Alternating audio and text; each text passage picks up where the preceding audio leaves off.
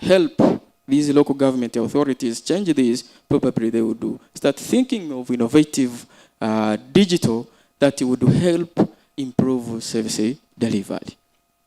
Now, what's the way forward? By the way, LGAs have to internalize, I said, DIRA, and they're accepting digitalization as a key driver. This is very important. We might discuss here, but if there is no mindset change and the acceptance of these aspects, there is no way local government authorities would be able to transform. But the good thing is that most local government authorities are open. If they are approached, they would be able to change. Business process reengineering. This has been articulated several times in the Prof's presentation. And I would like to articulate it here as an important driver towards digital transformation. And therefore, the transformation should not be incremental, just making minor modifications in the system we have. We have to think of re-engineering, inventing new technologies that would help, for instance, collect revenue and deliver other important services to citizens. And probably we can also utilize the social media, which is in most cases seen as portrayed in a negative way because of the users, but if actively utilized by local government, it would help, for instance, in decision making. Local government authorities would be posing some topics through their social media so that dwellers can share their thoughts. Again, PMO large, I am insisting that they continue consulting and guiding, not doing for local government authorities. Guiding, this is very important. And the continuous support and local government and authorities and citizens to change their mindset would help now achieve the digital transformation. Having said so, thank you for your kind attention.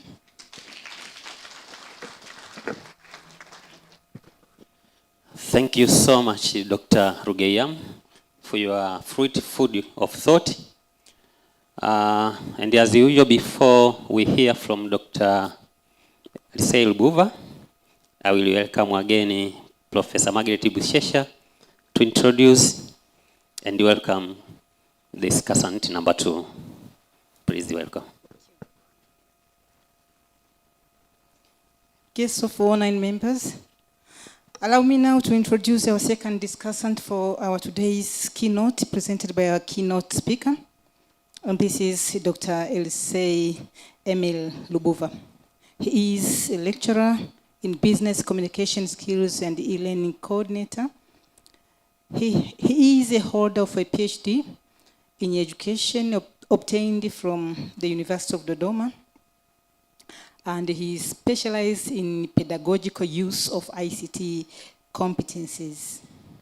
He also holds an MA in educational leadership and management from Aga Khan University, Institute of Educational Development in Eastern Africa. Dr. Lubuva also holds a BA in education, majoring in geography and also English language, and he also holds certificate of teacher education. Dr. Lubuva's areas of expertise include teaching, learning, and assessment, also pedagogical use of ICT competencies, and also educational leadership management.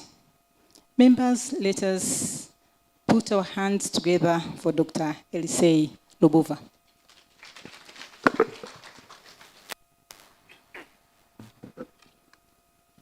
Thank you so much, Professor.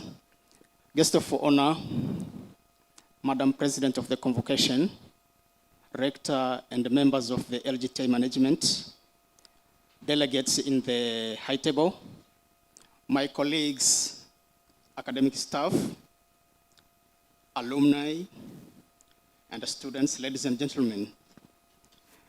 It is always tricky to start to have a presentation when preceded with the giants, like the guest of honor and the professor, and again, Dr. Rugeyam. But I'm going to start before beginning. So my contribution will start with a brief summary on the presentation by Professor Theobald, and this will be followed by the genesis of digital transformation.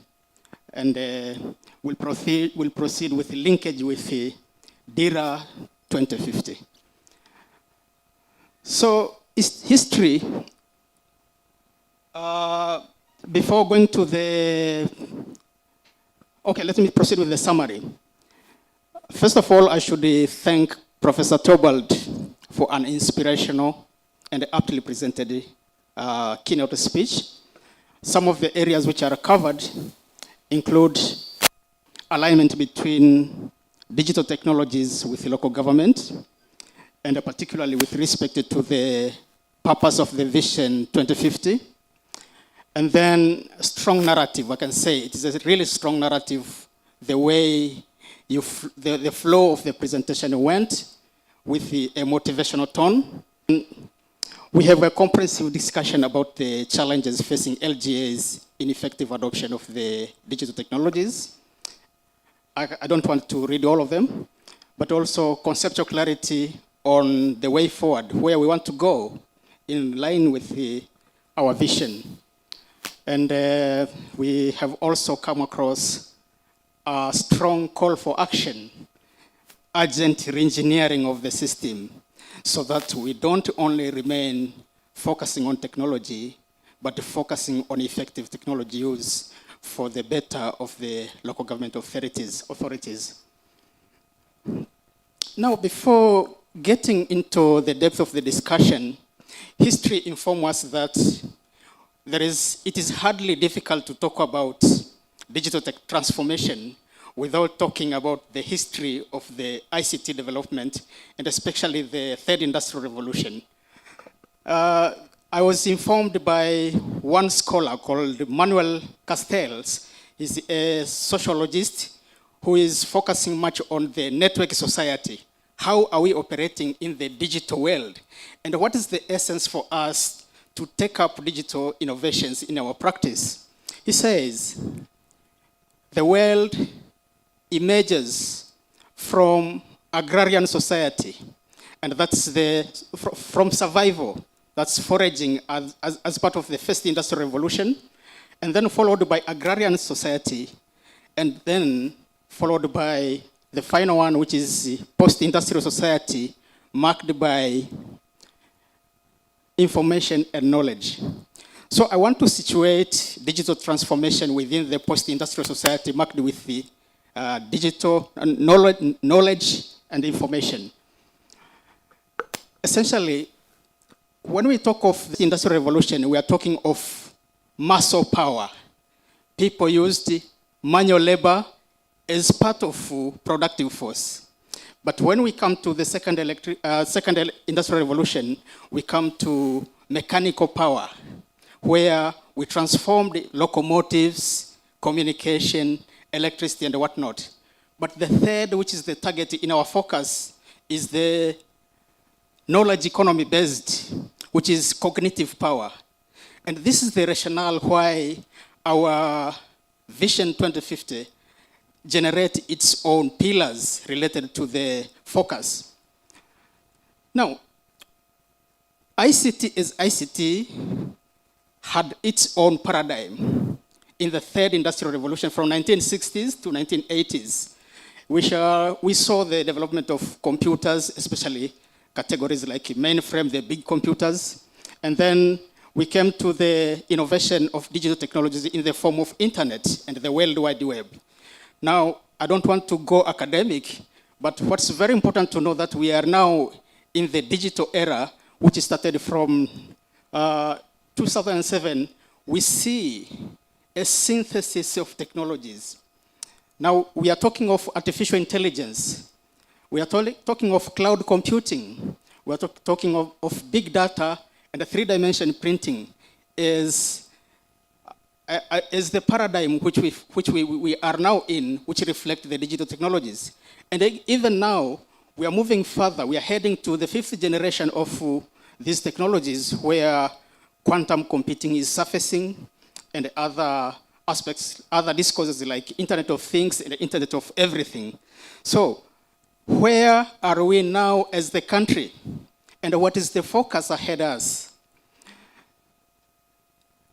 The development of our country focuses on 2 or 3 rationales, but mostly we have economic rationale, which is to develop the economy of the country so that we can serve the people properly.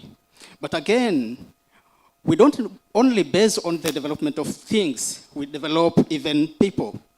Under knowledge economy-based society, the world recognized that human capital generated through knowledge, that's knowledge-intensive services, have a great contribution. That always, when we talk of policy changes, they are policies that focuses on economy development, on human capital development as an engine for development, and also on social development.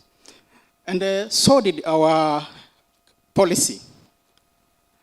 Our vision policy is set into 3 pillars. And the first pillar focuses on economy. The second pillar focuses on human development as engine of production. And the third focuses on climate change and environment as a threat to our economic development. So where do we want to go? We want to go to a prosperous, just, inclusive, and a self-reliant nation. I would like to underscore the self-reliant, because all others comes by as a process towards realizing the self-reliance. And why ICT?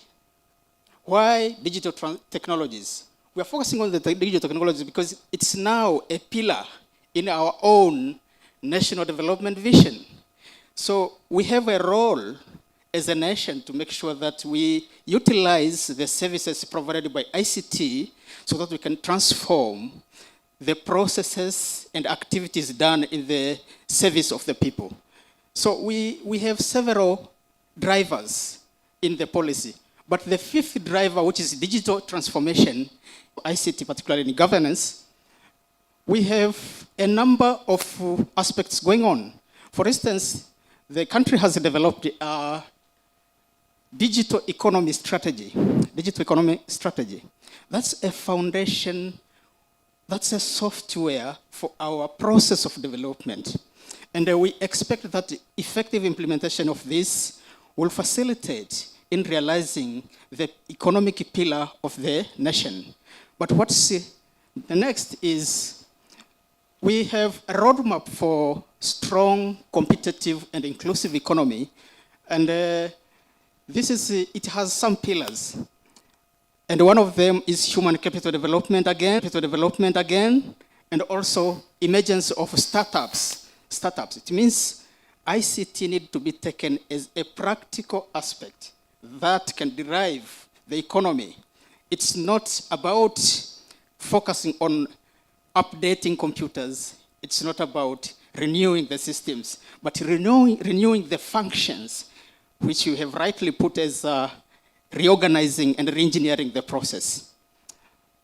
As the presenters have already said, I acknowledge that we have made a lot of strides in connecting the nation digitally. The map indicates that we are on the digital transformation driver, where connection to internet through fiber optic broadband is well streamlined across the nation. And now efforts are underway to make sure that we are moving from regional level to probably LGA level. And this has a great significance in the operation of the systems and other software programs which are intended to make sure that the LGA services function properly. Another aspect in the process of making sure that we re-energize the economy is energy sufficiency. We have a stride on the same, but what's really remaining is effective use of the same in making sure that economic outputs are of benefit based on the existing infrastructure. And that's an energy driver of the vision. Logistics driver. SGR represents just one of the logistics driver to our economy. It energizes the economy. Others can be aircrafts, ships, and other locomotors that can be installed in the country so that we make sure that we surface digitally in the economy by making sure that we utilize the services we have to make sure that we improve the economy. We also have systems as expressed by the guest of honor. I won't be in a position to repeat the same, but we have them. We now have, under e-government, under EGA, we have a lot of systems which are integrated, which make sure that our services in the local government authorities and the nation at large are streamlined and can offer service in a minimum quality time. Again, yes, monitoring and evaluation. Everything that is done can be monitored digitally. For instance, we have the integrated monitoring and evaluation system, which is used to make sure that activities implemented at the grassroots level from wards, villages, and Vitongoji can be inserted, can be uploaded in the system, and we can monitor them and offer prompt support so that we achieve the intended goals. Again, there are a number of systems which I cannot mention all of them. But what's very important for your reference, you read we go to the Tanzania e-government strategy of 2022. You'll find all those resources that can support in your argument. So human capital pillar. Under human capital pillar, there are a lot of efforts which are already underway. And one of them is the development of policies. And policies are utilized in the utilization of the policies so that we augment the process of development is another thing. And that falls under re-engineering. Should the education systems, including ourselves in LGTI, utilize these policies, the use of e-learning like Mookie could be effective. And we need to really integrate that so that we make sure that we rise to the occasion and support the government efforts. After looking at how we are prepared, it's important also to understand where we are, so that we can make efforts in our plans to make sure that we move fast while others are walking.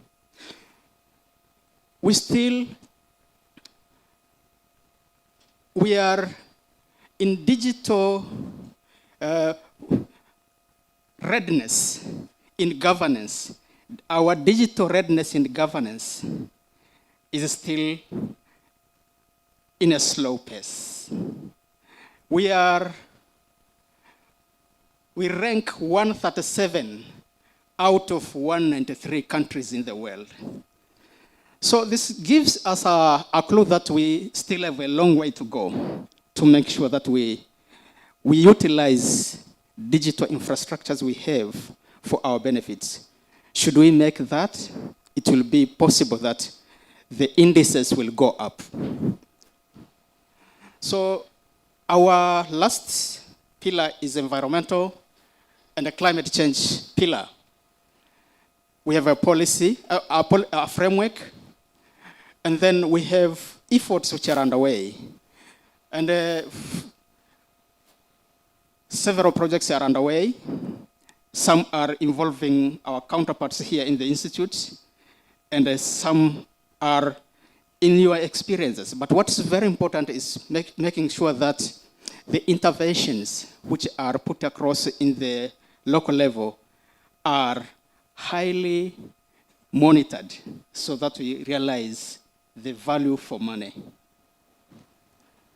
So I want to mention some of the challenges because you have risen a lot of challenges related to the adoption of digital technologies in the economy. But some of them is making sure that we strengthen research, particularly in local government, so that we know, like, if we want to understand the digital adoption of local government authorities, we need to have indicators that support that investigation.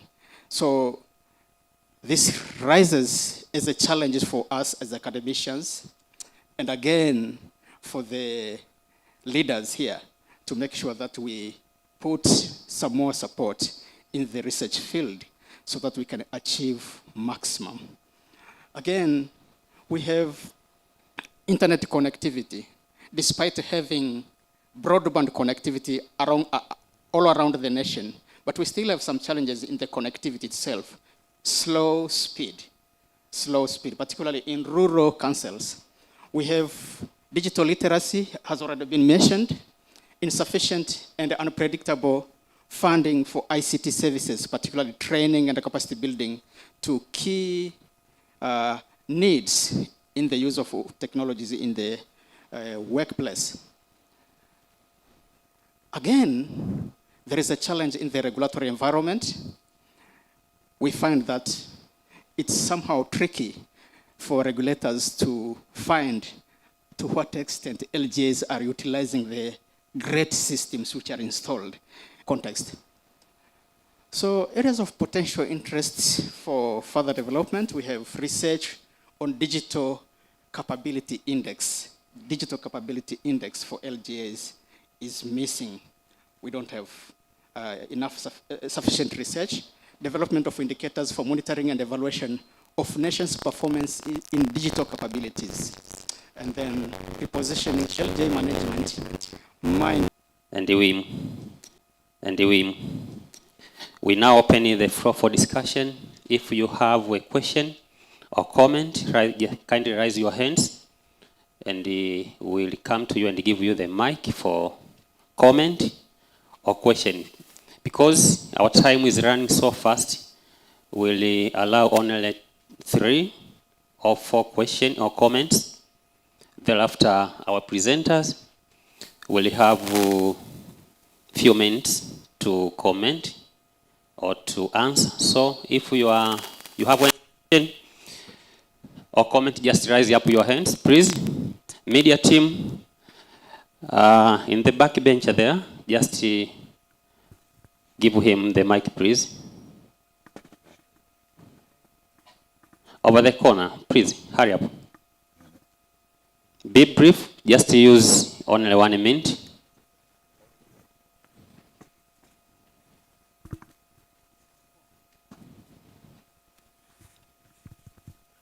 That is number 1.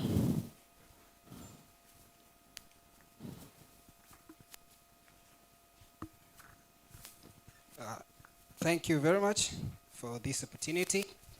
My name is Sunday Michael Mchopa, a graduate of Bachelor of Community Development. I have few questions, of course just 1 question, and a few comments on the presentation. Of course it is wonderful, it's very exciting, and it's very sentimental. Starting with my comments, my first comment will direct on investing in internal experts. Of course, we have diverse expertise who can work on these matters, but also we have underground peoples who are very capable in conducting and managing different information systems. We can invest on those people who are currently found in your countries.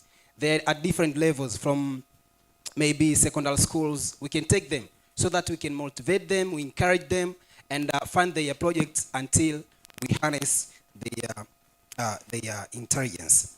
But secondly, it is special training for government expertise, which will be funded by the government itself, from different countries which is very advanced in technology. Through giving them training, maybe each district provides at least one person who are going to be trained outside the country for at least a month, 3 months or here, who will come up eventually in the same district to provide what he or she learned from outside and consume which was being learned from there. And my question will be directed to Dr. Rugeyam.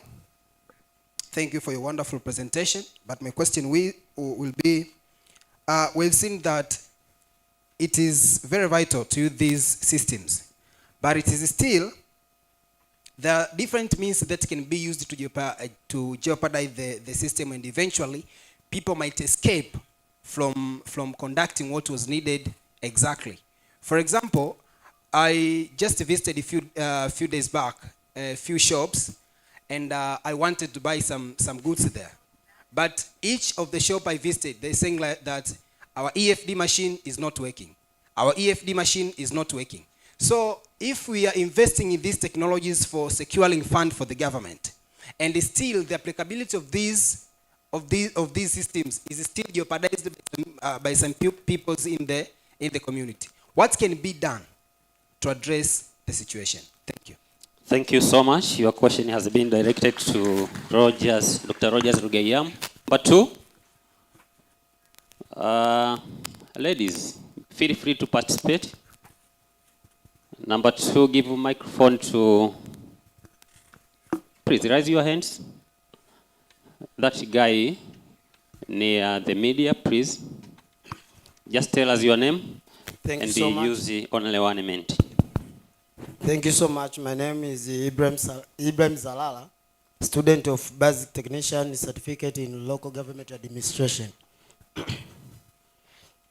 My question as follows. I got 2 questions.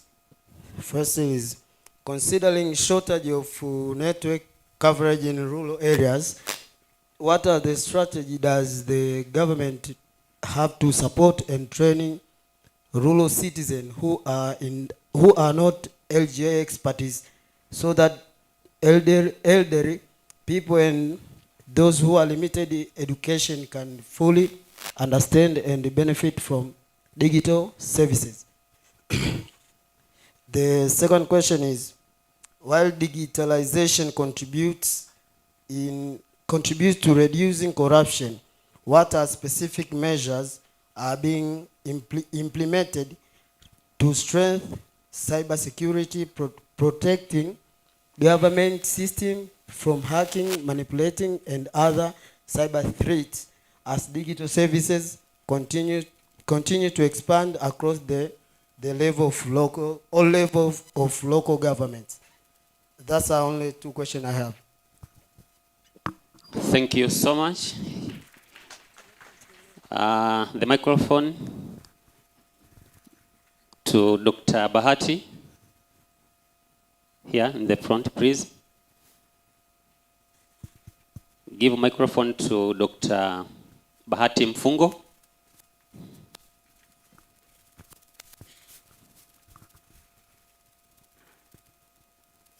Yeah, thank you, MC. Thank you, the guest of honor. And I will appreciate also the speakers, starting with the keynote speaker and the discussant. Actually, mine is a small question, but actually it's a bit critical. There are issues here have been raised, actually, trying to see how these LGAs will transform the digital issues. And as you have said, it's not about incremental, but rather radical shifting. And there are some recommendations here. And as far as I know, LGAs, I've seen like some of the recommendations are too big for them to handle in a couple of 25 years to come. For example, the issue of infrastructure installation. There are so many issues over there. But I would like also to pose a question, actually goes to guest of honor, that there is demarcation between the central government and the LGAs. And the issues actually have been borne by the LGAs, the issues which have been borne by the central government. But when it coming to the issue of digital transformation, maybe trying to see how LGAs now will handle these issues independently from the central government. As it has been said here, there are a lot of recommendations, actually, which some are too big for them to handle. But it has not been drawn the clear demarcation where if these will be borne by the central government or these will be borne by the LGAs. So as we are winding up, trying to see how the government have been prepared in terms of central and local government to handle some of the big issues which are challenging the transformation of the digital system in Tanzania. Thank you. Thank you so much, Dr. Bahati Mfungo. Last question. A lady, maybe by considering gender. And a lady, please, can you raise your hand so that the microphone will be given to you to ask either a question or to comment.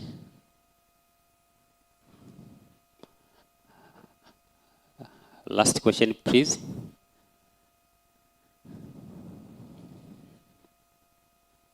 Any lady, feel free to participate, please.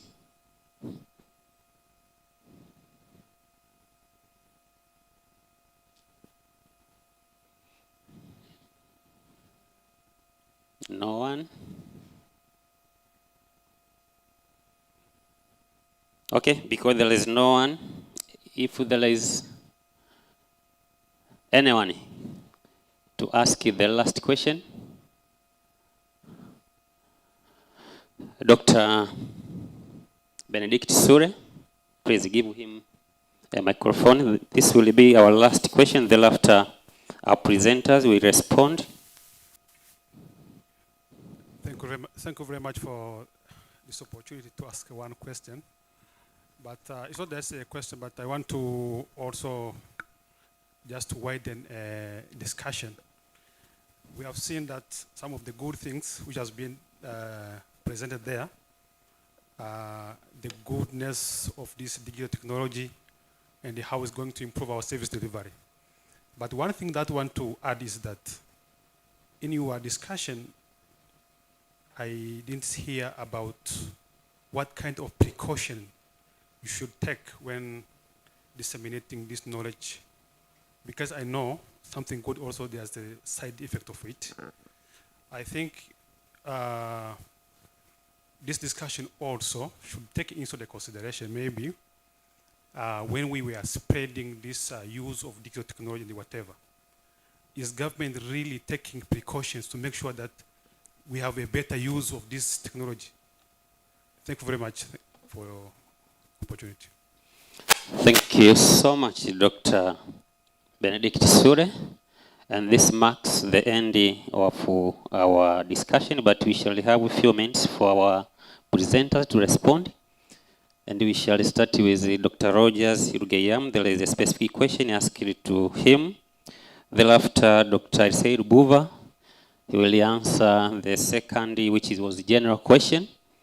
Thereafter, our keynote speaker, Professor Frank, will answer the question which was being asked by Dr. Bahati Mfungo. Thereafter, we shall move to the next part, which is the awards. Director of Academics, be ready.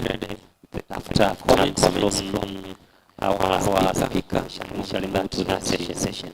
Dr. Gayam, please welcome. Thank you for the thoughtful question.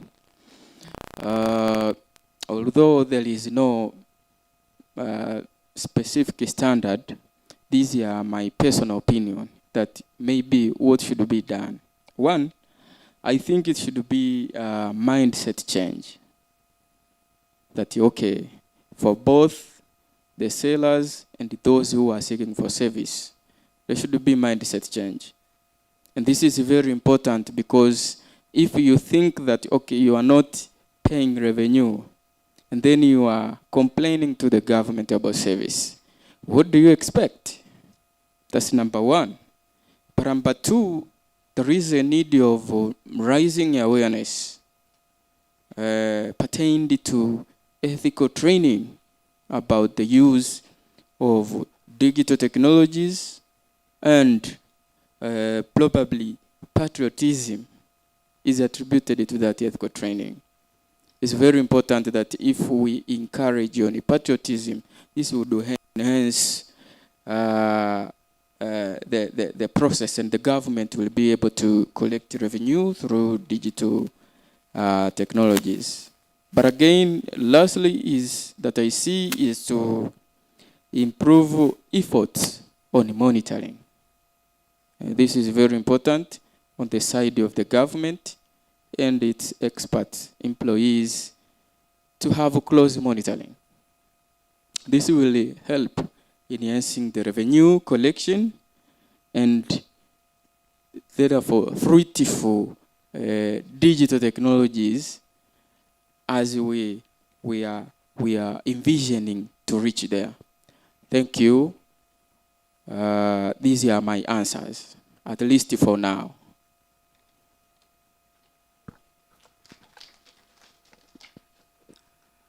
Thank you. I'll answer the questions from the second candidate.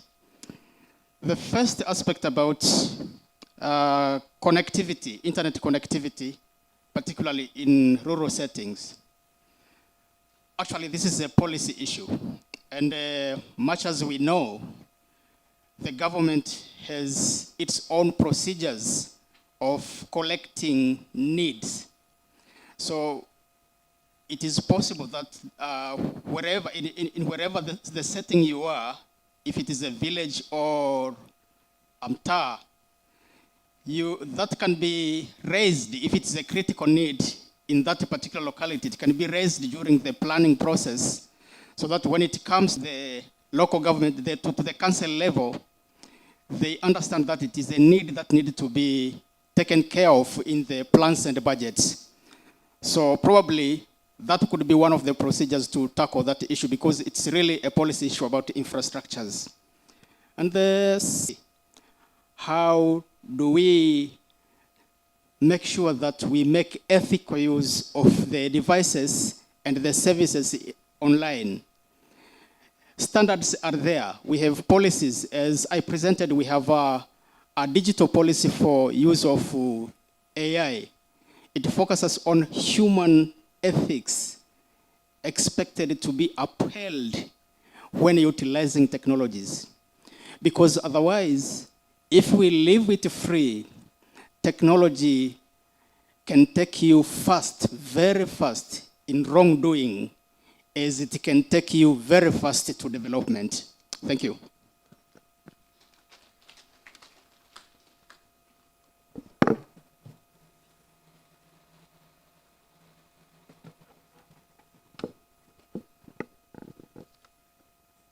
Yeah, I would like to respond to one question that was raised by Dr. Bahati.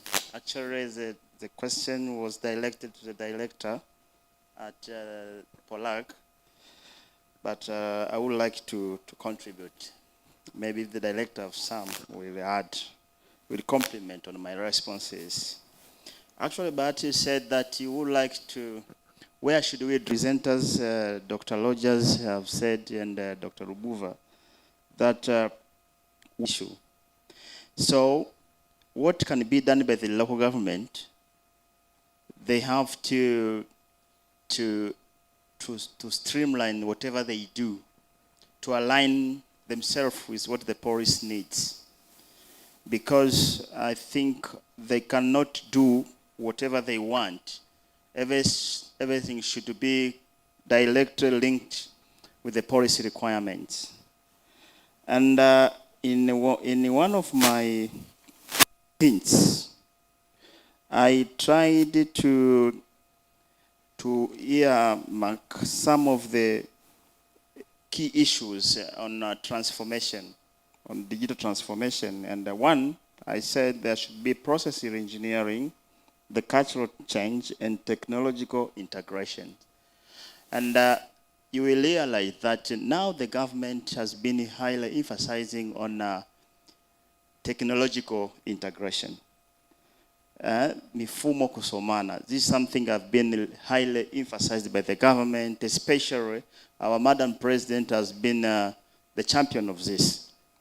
Because if you have a system with so many systems, and while all these systems, they work separately,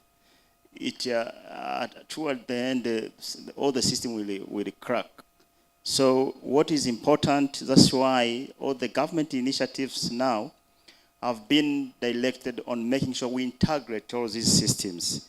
But we don't integrate the systems out of brew. We are guided by the policy. And that's why we have the National Digital Policy, I think. There are those policies. So whatever we do, we have to make sure what the policy wants us to do. So, you know, the issue of digitalization, that's where the world is heading to. Because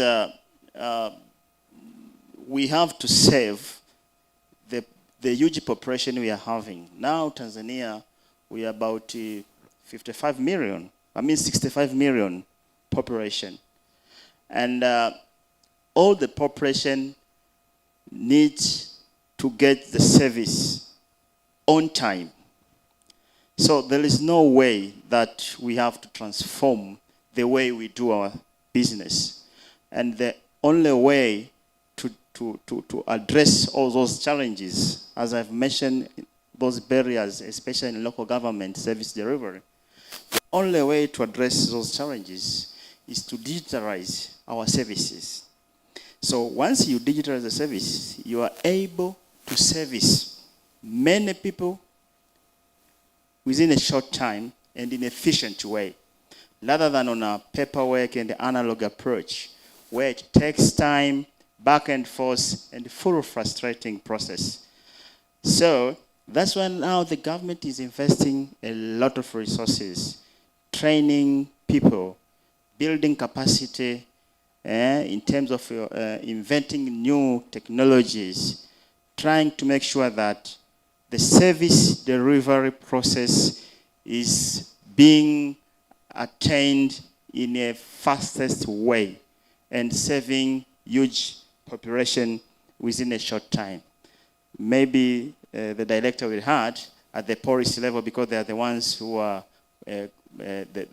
coordinating and enforcing this policy at the ministry level.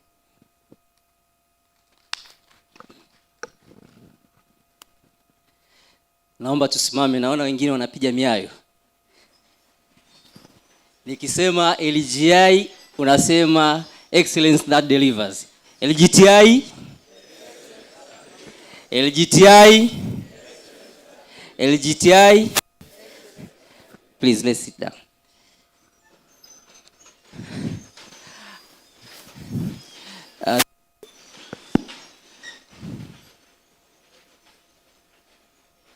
Thank you.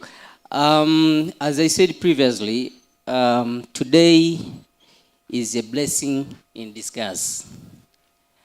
I am the responsible for whatever is happening at the local level, whether it's a failure or success. So the presentation from Dr. Rogers, I'm fully responsible to ensure whatever he has presented has to be fixed. And I've been in this office, the President's office, the Prime Minister's office, for the last 20 years. I've been with my brother here, Kasubi and Kisumbe and others. So back in 10 years, we have seen huge transformation. Paradigm shift, completely paradigm shift. And you know, when CAG comes to audit you, if an issue you have done 95% okay, he will deal with 5%. And thank you, Dr. Rogers, he's dealing with 5%. And that is what has been presented here. And we have to make sure we work on it. For instance, if you have seen the paper from the UN maturity. Tanzania on UN e-government maturity index, we are ranking, I think, top 3, or I think top 3. So we are doing good in relation to where we are coming from. The local governments are semi-autonomous. There are some issues which they can do by their own. There are some issues which we have to give directives. Otherwise, itakuwa nyumba ya kambale, baba ndevu, mama ndevu, watoto ndevu, hakuna anayesikia kwa mtu. Therefore, those issues which are last mile, they are full 100% responsible for the local authorities. They can do on their own to innovate, to digitalize, to do all that. But the issues which are for national interest, the issues which are for the shared infrastructure, shared resources, like the data centers, like shared systems like human resource systems, revenue system for payment, for revenue collection, those are shared systems, they are coming from the central government. For the last mile, if they want to see how best they can provide services efficiently, equitably, effectively, at their local level, they can just do that. We are doing this because if not all local authorities, they have enough in terms of numbers, enough in terms of skills, human resource, not all of them. Some others, they have 2 experts, 1, 3. So if we are letting them to do on their own, we are giving them some difficulties. So it's our responsibility. The central government, Utumishi, the TAMISEMI, Minister of Finance, Minister of Communication, to ensure we are helping them. And for instance, back then, the schools, health centers, dispensaries were not having systems. And it was back in 2017. But right this moment, all primary schools, secondary schools, dispensaries, health centers, district hospitals, which are around 30 institutions, they are using system for payment and they are using system for service delivery.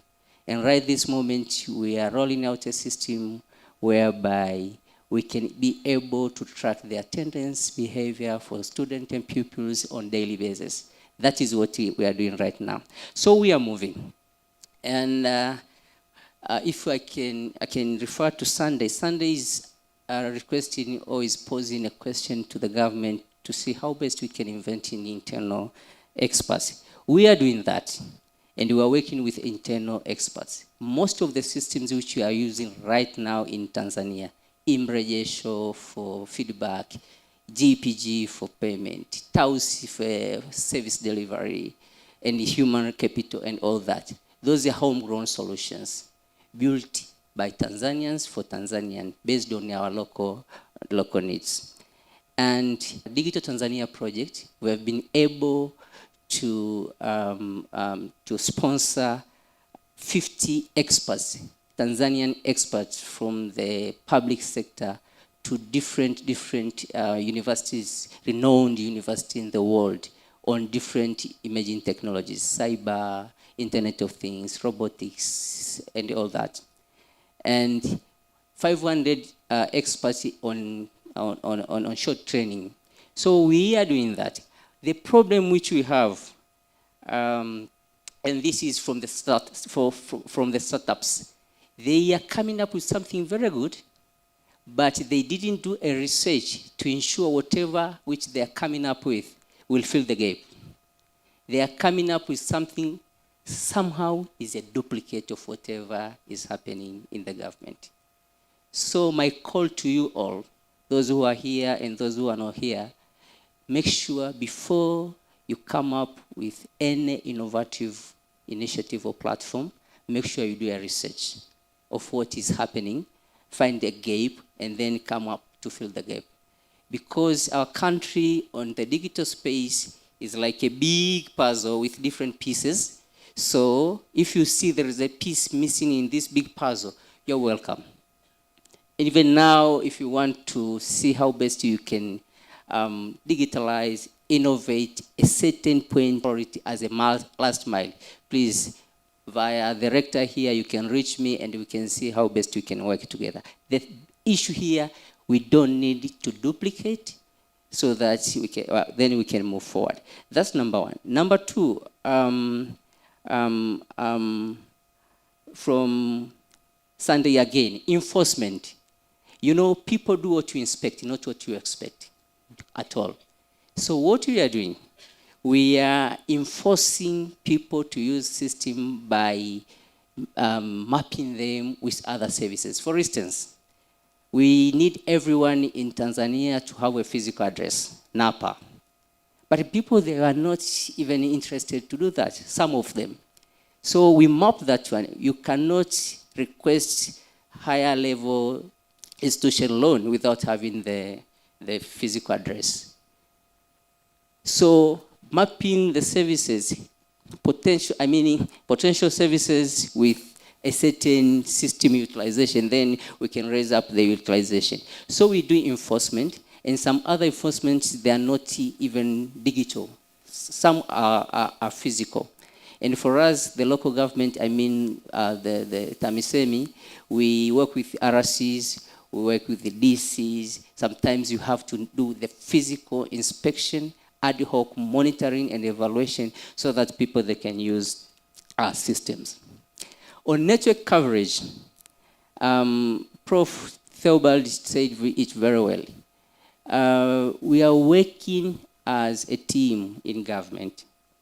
And right now, we are working with Ministry of Communication, Ministry of Finance, Ministry of President Office, Public Service Management, to ensure the network coverage is going to the dot, to the end. And right this moment, next year, we started last year, by end of this year, we are going to erect around 1,000 towers across the country. Network towers, telephone towers, so that we can reach the most disadvantaged groups and the most disadvantaged areas whereby Vodacom, Tigo, and all that, they cannot go there because it's not business viable. But the government has to do that. So that is the strategy the government is doing to ensure we are covering the whole country in a very shortest time possible. Now, you have network coverage. How are we going to raise the digital literacy? Via Digital Tanzania project, we are having a program or a project initiative which is called the Huduma Pamoja. This particular Huduma Pamoja is one-stop center, whereby it's going to be at the center of postal services and local authorities, so that the people who somehow cannot use our systems, then they can just get there. They can be helped in those areas. And for instance, in most of the areas in local authorities, we establish zones within the local authority, zones in the wards, whereby we are putting experts at the ward level, so that whenever a citizen needs a service, it can just get it from that level, not coming up to the local government HQ. That is what we are doing. And we know after doing all this, we are subjected ourselves into a cyber space. And this one came from Ibrahim. And as I said, we are not working together.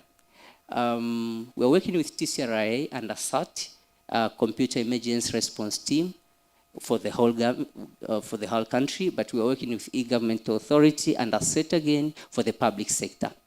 These two institutions, the TCRI site and the e-government site, they are 24/7 monitoring, sniffing, checking our systems to ensure we are okay, and giving us where we can just patch in everything which is in problem. So that is what we are doing. And if I can refer to Dr. Bahati, it is very true. Some other local authorities, even their revenue is just minimal, very small. But there are other local authorities which they can just do by themselves. So there are some issues, for instance, infrastructure, the last mile connectivity, issues like local area network, issues like computers, capacity building. We have to do it at the central level. There are some other local authorities that can just do themselves. So this one, we are doing it in holistically.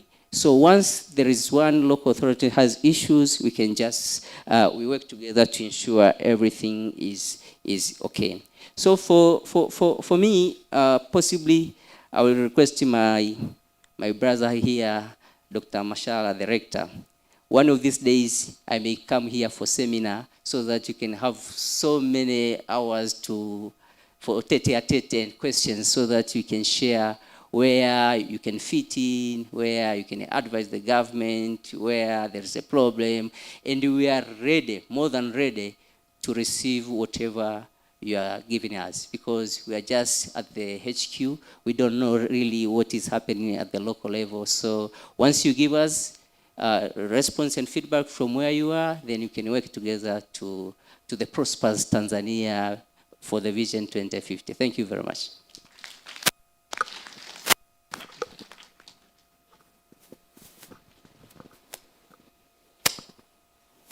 Thank you so much, our honorable guest of honor, for your final words, as well as the insights that you have been added to our presenters. Before inviting Director of Academics, Dr. Henry Jonathan, for our session, let me make a few announcements so as to make preparation of them. One, before vote of thanks and before guest of honor departs, we shall have a group photo, in which a group photo will be featuring the honorable guest of honor and the high table members with the all best students, LGTI staff, and current convocation leaders. So, protocol members and team, you will ensure that all the protocol has been observed, will be observed in this group photo. Second, I have been told that our event is online via service, online media TV. You can share with your friends through service media, online television. And already all graduates, you have informed that the rehearsal will take place today at Masfuli Square. So you are required to attend without a miss. For this moment, it's for awards, which is an exciting moment as we recognize our best students, outstanding performance of all best students. And for that, I have to invite the Director of Academics, Dr. Henry Jonathan, for this session.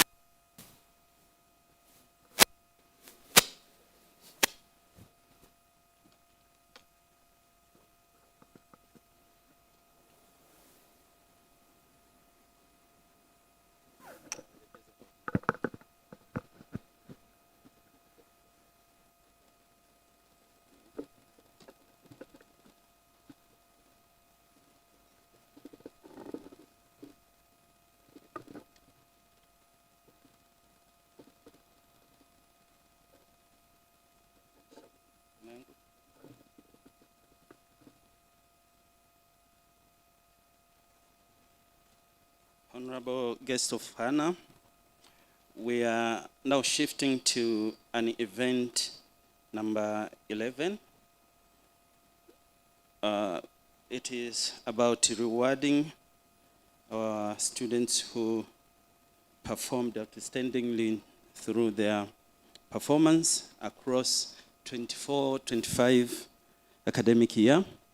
I would like you make some adjustment at the end where the responsible person is written rector. It should be Doa, who goes by the name of Dr. Henry Jonathan.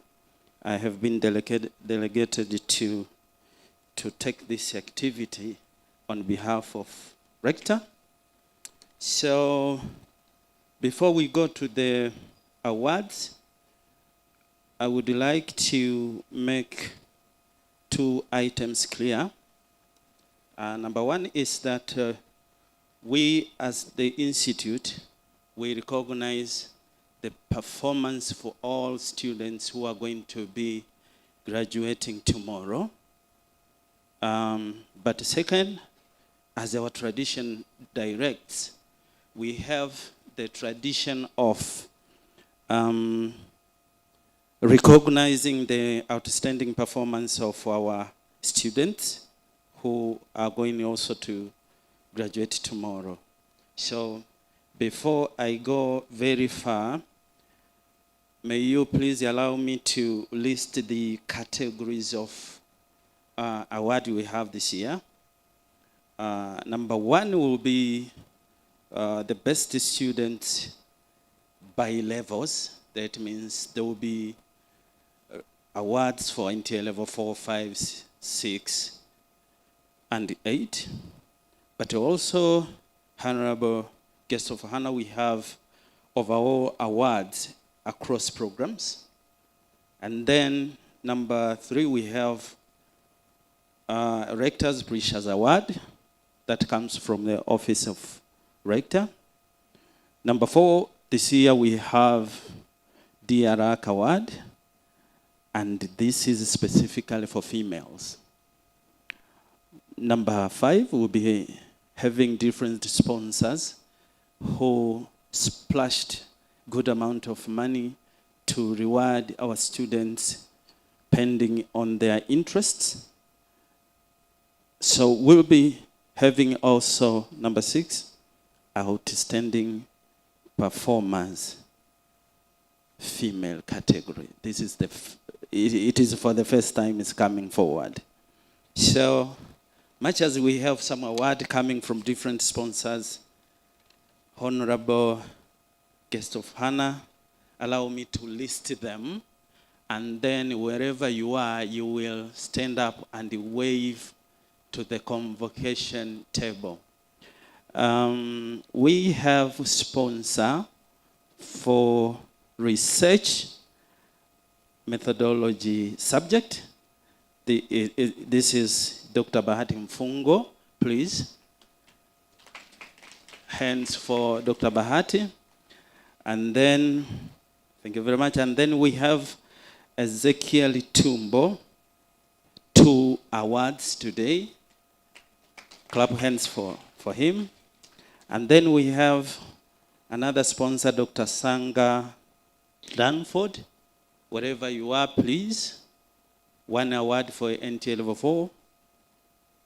It's not there. But we have Madam Tatuleso for people in community development also. She splashed some amount of money. In front there, you can see. We have Dr. Sule Award. Again, it goes to community development, social change. Thank you very much for your sponsor. And then we have one company owned by assistant lecturer to this institute called Glory, and the company is Agri Hombolo Bakery. Also, they sponsored us with some amount of money. Wherever you are, show up, please. Clap hands for her. So here we go to mention those students who qualify for the award. The qualification for this award, Honorable Guest of Honor, you must score first class. That's the beauty of this award. So wherever you will see person marching forward, that means she or he scored first class. So we will begin with, you will come from that side, and you will come across the table. You will shake hands there, and you will be handed your prize there. So let me begin with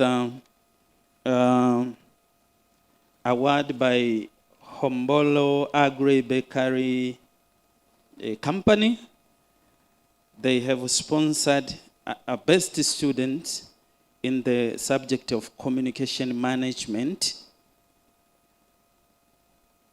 and they have offered 100,000, and this goes by the name. I don't have the name here, but it will be read by Tatuleso.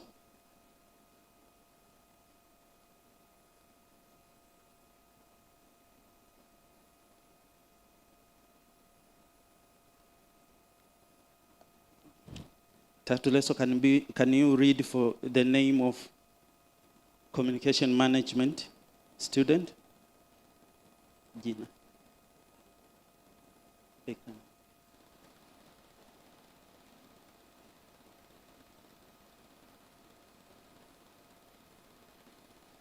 So the name for the best student in communication management,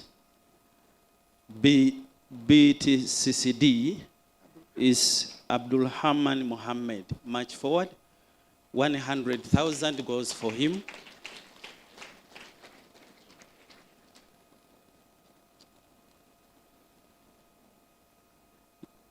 If he is not there, please, Logiso President, take for him. Go and take for him. And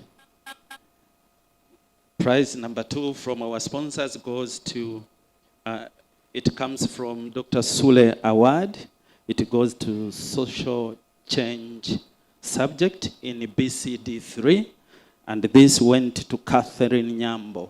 Where is Catherine Nyambo? Again, the president you take for Catherine Nyambo. And then we come to best student in Bachelor of Community Development. This is best for Bachelor of Community, and it is given by Mr. Tuleso. The name is Sunday Mohopa. March forward. Sunday Chopa. March forward. That guy is having first class, GPA of 4.6. This is not a joke. Ntora Mwita, prepare yourself. Ntora Mwita, prepare yourself. Another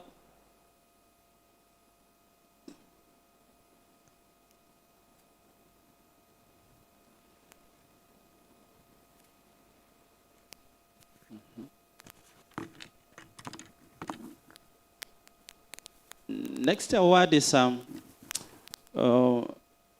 it goes to best student in basic technician certificate in local government accounting and finance, BTCLF, from Danford Sanga Award.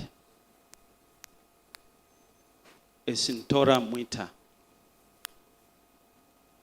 Tora Mwita? She's not there.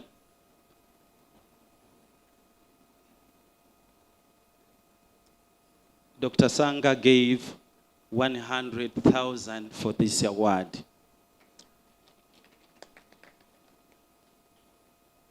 Here comes to Emmanuel Kiremere, who clinched the award from Ezekiel Tumbo. It goes by overall best ordinary student in local government administration, DLOA level 6. Emmanuel is not there. Again, Ezekiel Tumbo, 100,000 given to Musa Nkumbo for being overall best student to bachelor in local government administration and management. Musa Nkumbo, march forward.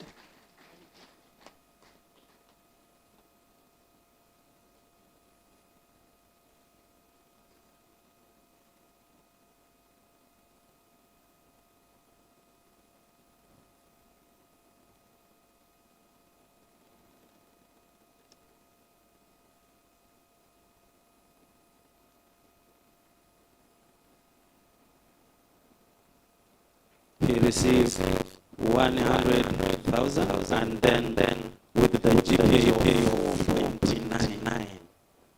GPA of 4.9. Musang Kumbo, come again forward. You have another prize here. And this comes from Dr. Bahati Mfungwa Award, Best Student Research Methodology, 3rd year, Musa J. Mkumbo, 100,000.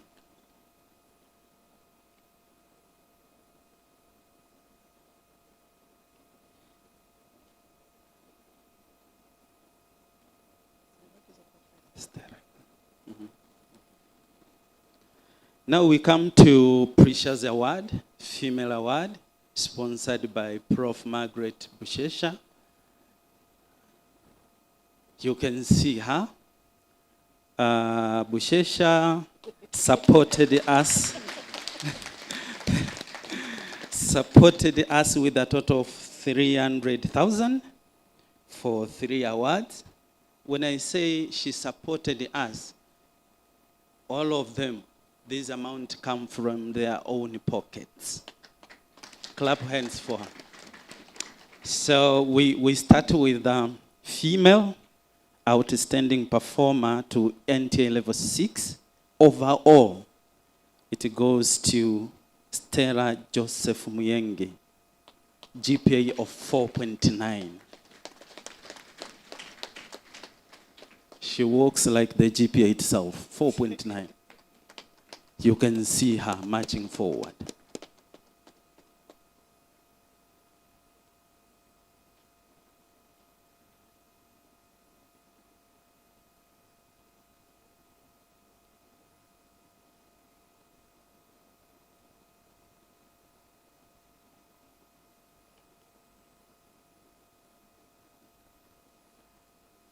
Another award came from Professor Bushesha, 100,000. Goes to Best Female Student, NTA level 5. Agrippina Bashima, GPA of 3.8. Bashima, okay.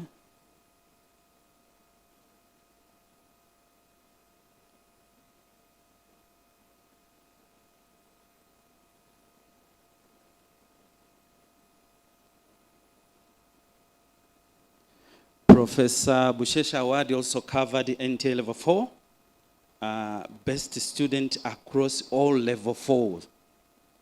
Goes to Jennifer Egrathi, GPA of 3.7.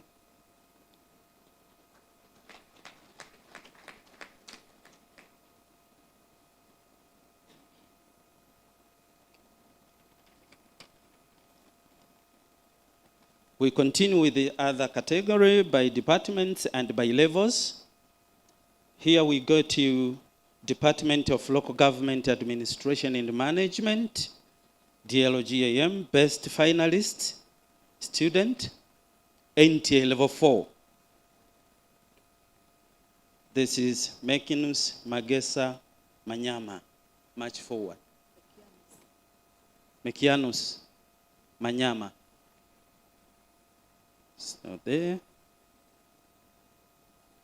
And then best finalist student, NTA level 5, in the same department, Agrippina Dastan, with a GPA of 3.8. Agrippina.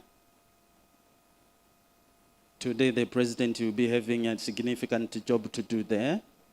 Bear with us. And then we go to best finalist NTA level 4, NTA level 6, DLOA in the same department. And this goes to Emmanuel Bagori Kiremere, GPA 4.8.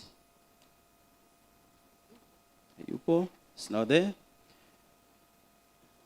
3rd year, best students, local government administration management goes to Musa J. Mkumbo, GPA 4.9. March forward.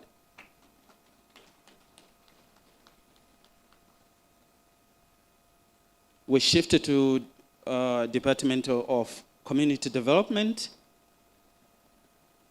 We got to NTA level 4, best finalist students, BTCCD, Witness, Jobu, John Face, GPA of 3.9. And then NTA level 5, TCCD, goes to Mbusiro Sabat, march forward if you are there. Okay. And then best student in tier level 6, DCD, goes to Emmanuel John, GPA 4.7. If you are there, please. Here he is. Emmanuel Mashauri managed to top all DCD students by scoring a GPA of 4.7. Congratulations for him.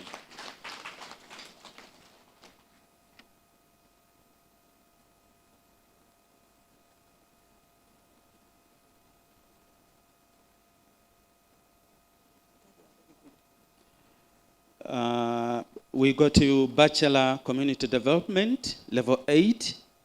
It goes to Sunday Michael Chopper, GPA of 4.6. He managed to score higher than all students into year 3 community development and level 8. Congratulations for him. Then local government accounting and finance, prepare yourself, particularly in Tora Muita, if it's there.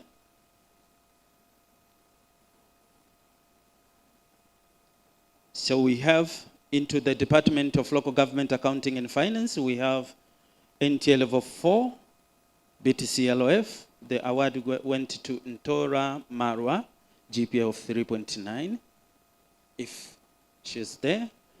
And then NTA level 5, TCLOF, no student clinched this award because we don't have first class into this.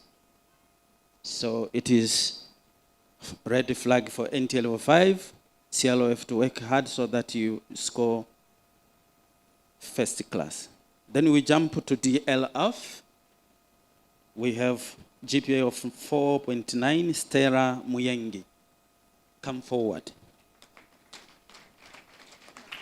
Let me tell you something. If you see 4.9, that means she missed all 0.1 to score the entire GPA. Congratulations for her, Stella.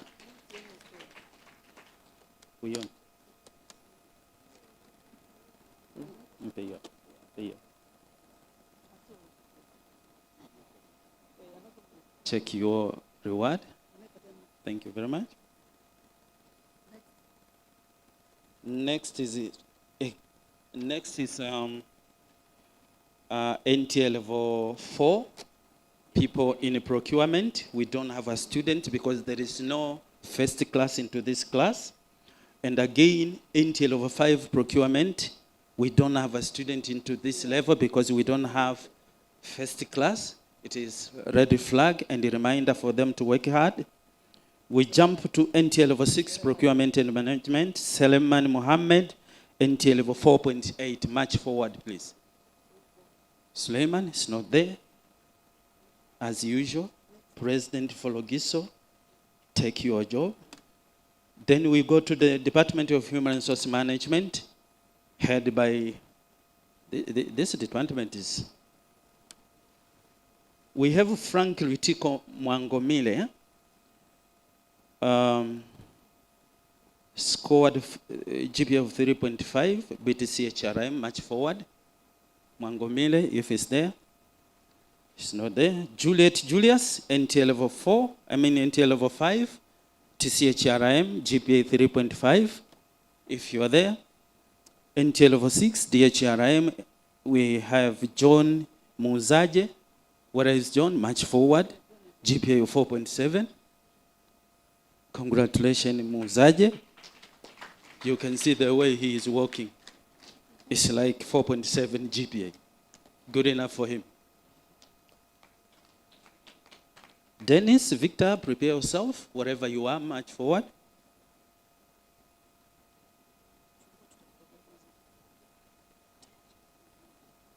Best student, finalist, BDHRM, year 3. Until level 8, we have Dennis Victor, 4.7, if you're there. Then if he's there, We are in the same wing, but into records, archives and management, NTA level 4. Joseph Kaswahili, march forward, GPA of 3.5. Wherever you are, it's not there. T-Crime, NTA level 5. We have Angelo James, if you are there, GPA of 3.7, march forward. Best performer sitting into the same row. They know each other. Probably they were sharing tables in the library. Who knows?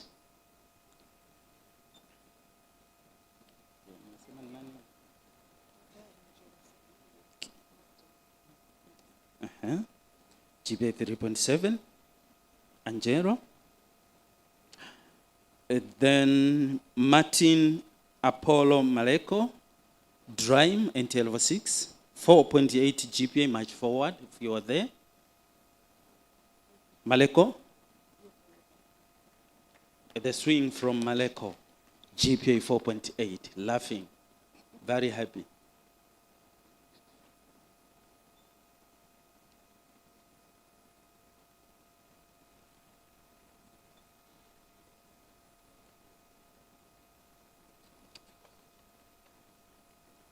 A guest of honor, for those you have given their awards, they might have come from different subjects or their levels, maybe in NTA level 4, 5, and 6. Now we have the category where in NTA level 4, there will be all programs. We have people who scored higher into all programs. Now we have best students in NTA level 4, all NTA level 4 into this institute. Mekinas Magesa Nyama, GPA 4.00, march forward. If it's there, it's not there.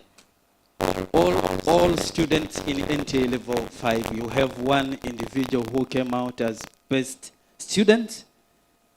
There is a loggerhead here. 2 individuals will have the same award for NTA level 5. Both have GPA of 3.8, and we have Agrippina Dastan, if you are there, GPA of 3.8, but also we have Mbusiro Sabat, GPA for 3.8. These scored higher for all NTA level 5. Then NTA level 6, we have Stella Mayengi, and a GPA of 4.9. That is a leader for the entire level 6 into this institute, academic year 24-25. Clap hands for her.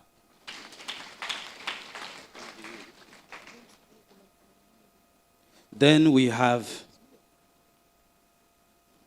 best student in all degrees into this institute, NTA level 8, Musa Mkumbo, 4.9. Congratulations for him.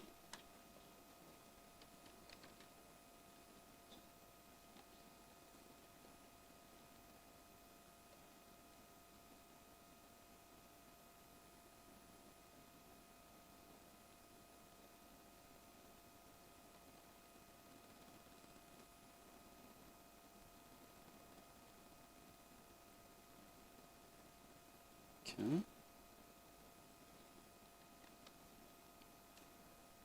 Now we come to Gold Award. 2 students will clinch this award. It is called the Rector's Award 24-25, and goes to category of best overall finalist, non-degree. That means until 4, 5, and 6. The best student who clinched this Gold Award from Rector's Award, Stella Muyengi, 4.9 GPA. Stella Muyengi. You have to memorize this name. probably you can seek some consultation from her. GPA of 4.9, leaving only 0.1 is not a joke.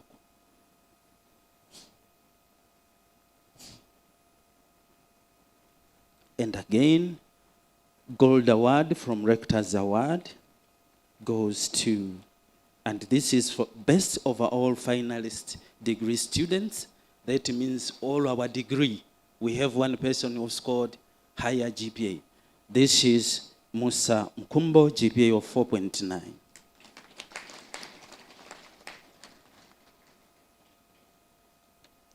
Having mentioned gold award, I'm not supposed to mention any other word. Let me call the day off. Thank you very much for listening from me.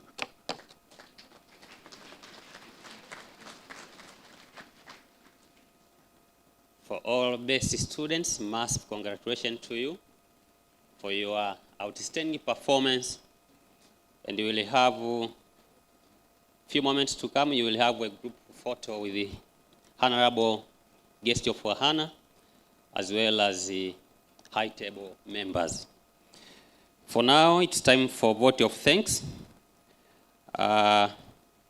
Therefore, I humbly invite dear Rak, Professor Margaret Bushesha, to offer the vote of thanks.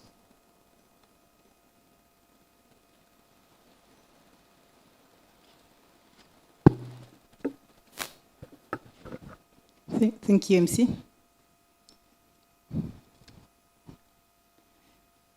Guest of honor, Mr. Eric Kitari, representing the Permanent Secretary, Prime Minister's Office, Regional Administration and Local Government, Director of the Local Government Training Institute, Dr. Mashala Yusuf, President of the Convocation, Ms.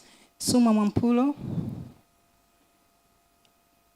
Mr. Mudrik, Deputy Director, Local Government Finance, representative local government, the Deputy Director, Planning, Finance and Accounting, Dr. Kisumbe, our keynote speaker, Professor Frank, our discussants, Dr. Rogers Rugayam and Dr. Elsei Lubuva, members of the management, distinguished guests, academicians, graduates, ladies and gentlemen, good afternoon. On behalf of the Local Government Training Institute, I wish to extend my heartfelt gratitude to all who have contributed to the success of today's convocation. First, our sincere appreciation goes to our guest of honor, Mr. Eric Kitari, as I said, representing the Permanent Secretary. Thank you for honoring us with your presence and for your inspiring words. You have given us deeper clarifications on pertinent issues which arise or emerged during the discussion. We learned a lot from your insight, and therefore we thank you very much.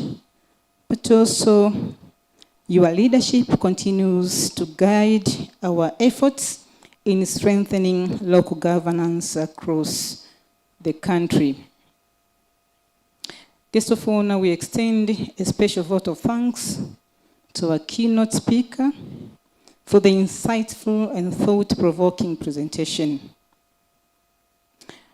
His perspectives have enriched our understanding of digital transformation and its role in advancing Vision 2050. Our sincere appreciation also goes to our two discussants, Dr. Elsei Lubuva and Dr. Rogers Rugayam, who skillfully analyzed and expanded on the keynote message. Doctors, your contributions have deepened our reflections and helped us connect today's theme to the practical realities of local government service delivery.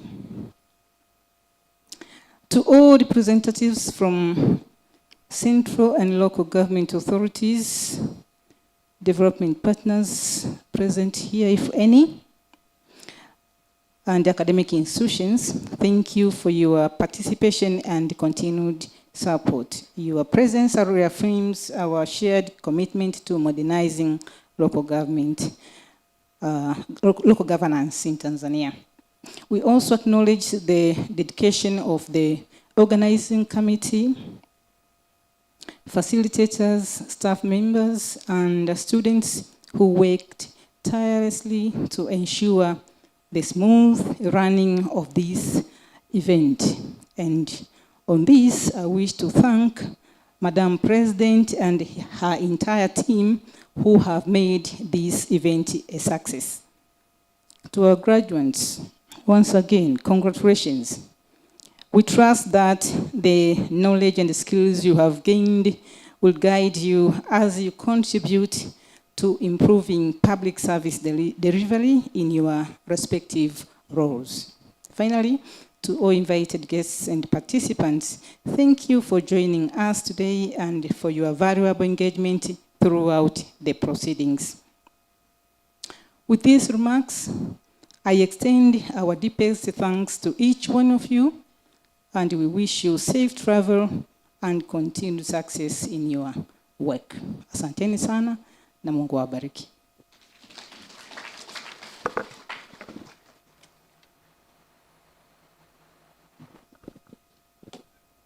Thank you so much, dear Raki, Professor Margaret Bushesha. Before the Honorable Guest of Honor departs, we shall have a few group photo. The first one, I invite all best students to come up with your certificates so that you will have a group photo with the high table members and the Honorable Guest of Honor. All best students, please march forward. And you will stand behind of the high table so that to get a group photo. Come up with your certificate. The second photo will be of high table members and the Honorable Guest of Honor and all LGTI staff. The last one will be high table and the convocation, the current convocation leaders.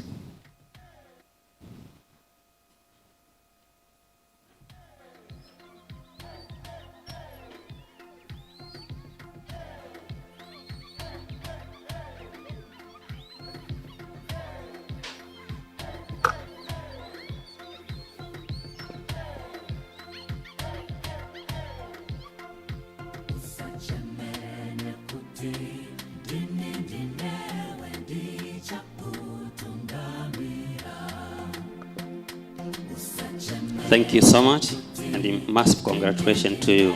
The second group photo, please. All LGTI staff, academician, please march forward and have a photo with the high table.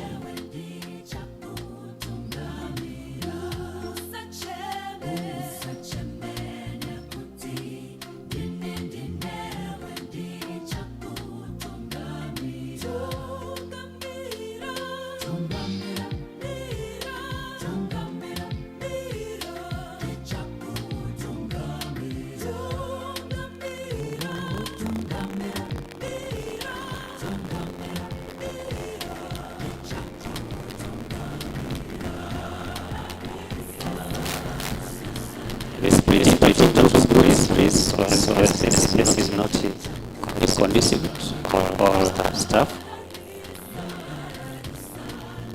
We can split into two groups, please.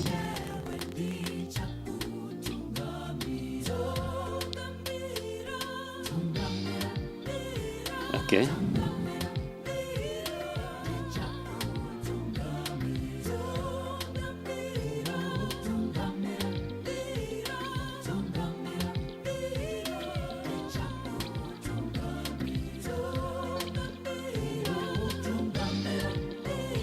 Please don't leave. We still have one session, which is General Assembly. While the guest of honor departs, we shall be remained to conduct one. Okay, the second group of LGTI staff.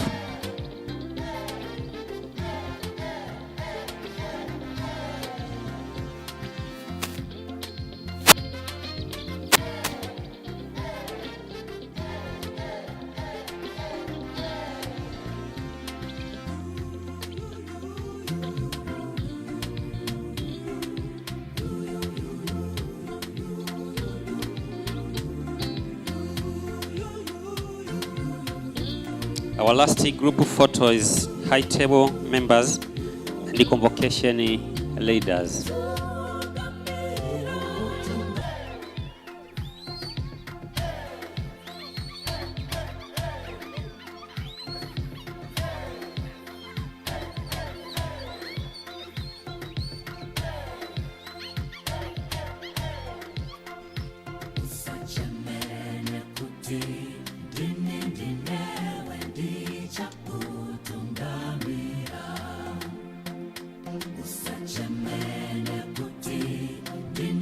Thank you so much.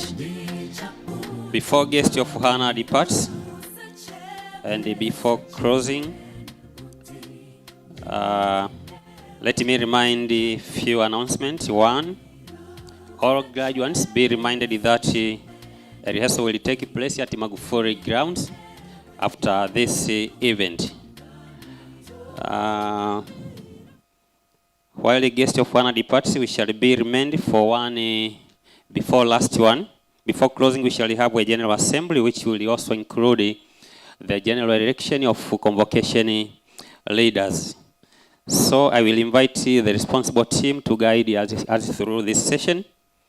And the eligible members, please just get ready and take part in this election, which I believe will be free and fair election. So for this moment, high table and the guest of honor will depart, while the members of the General Assembly and responsible team will be here to guide us through this election as well as General Assembly. Thank you so much.